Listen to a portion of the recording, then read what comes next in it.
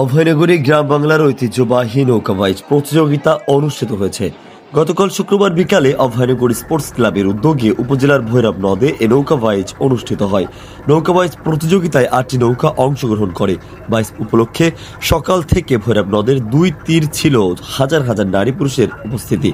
বিকাল 3টায় তালতলা খেয়াঘাট থেকে শুরু হয়ে নোয়াপাড়া ফেরিঘাট পর্যন্ত 4 কিলোমিটার এ বাইজ অনুষ্ঠিত হয়। দক্ষিণ অঞ্চলের বিভিন্ন জেলা থেকে আসা 8টি নৌকা এই প্রতিযোগিতায় অংশগ্রহণ করে। গোপালগঞ্জ জেলার টুঙ্গিপাড়ার জয়মা কালী নৌকা প্রথম স্থান অধিকার করে। একই উপজেলার মোবাইল বাচারি নৌকা দ্বিতীয় স্থান লাভ করে। তৃতীয় স্থান লাভ করেছে মাগুরা জেলার ট্রাইগার্স নৌকা। এ উপলক্ষে নোয়াপাড়া ফেরিঘাটে এক পুরস্কার বিতরণী সভার আয়োজন করা হয়। মোল্লা মোহাম্মদ আশিকুজ্জামানের সভাপতিত্বে সভায় আগামী জাতীয় সংসদ নির্বাচনে যশোর 4 আসনের জামাতে ইসলামী মনোনীত প্রার্থী ও যশোর জেলা আমির অধ্যাপক গোলাম রসুল প্রধান অতিথি হিসাবে পুরস্কার বিতরণ করেন। অনুষ্ঠানে বিশেষ অতিথি হিসাবে উপস্থিত ছিলেন জামাতে ইসলামী অভয়নগর উপজেলার সাবেক আমির অধ্যাপক মশিউর রহমান ও উপজেলা আমির সর্দার শরীফ হোসেন। সার্বিকভাবে সহযোগিতায় ছিলেন মোহাম্মদ আমানুল্লাহ সাদিক।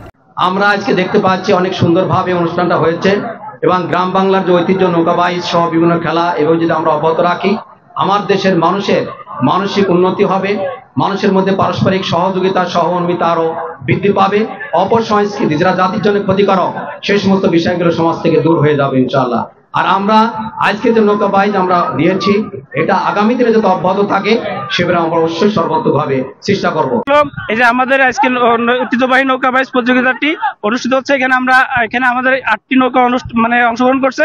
আমরা প্রত্যেকের জন্য পুরস্কার প্রদান করেছি। প্রথম পুরস্কার আমরা 30,000 টাকা রাখছি, দ্বিতীয় পুরস্কার 25,000 এবং তৃতীয় পুরস্কার 20,000 টাকা আমরা রেখেছি।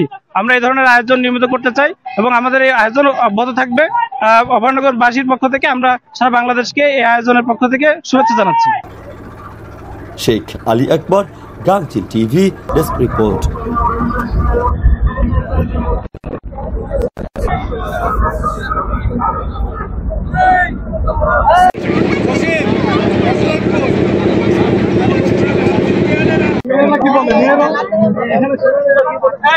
আপনারা কি কথা বলতে পারবেন?